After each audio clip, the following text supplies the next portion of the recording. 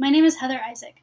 I am a researcher and lab manager at the Palo Alto Institute of Veterans Research and Stanford University. My question was, how can the industry use technology to improve the reproducibility of experiments?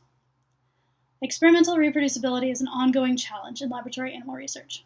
Literature is full of papers claiming poor reproducibility or inability to obtain significant findings.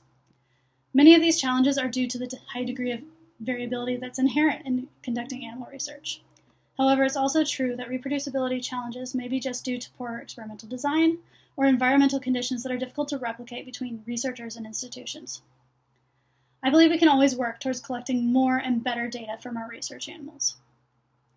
There are more sophisticated caging systems now that can be used for activity monitoring or tracking models of disease progression.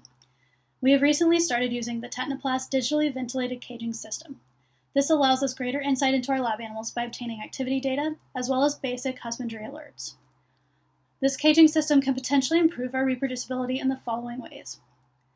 One, it serves as a quality control for our cohorts. It allows us to remove the outliers. We can remove those animals that are extreme outliers in activity, either too high or too low, which is perhaps an overall indicator of a health issue that we couldn't detect otherwise.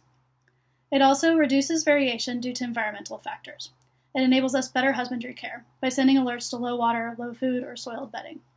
Thirdly, it increases the data that we can collect on our animals. We are using activity data, voluntary wheel running, as well as obtaining circadian rhythm information by gathering more data of the animals from their home cages without any additional stress.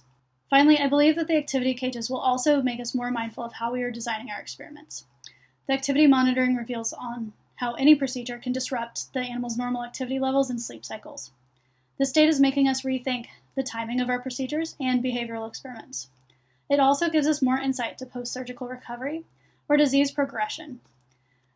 We hope that with more data collection, we can actually improve our reproducibility and be able to actually write better methods papers. Thank you for submitting your questions.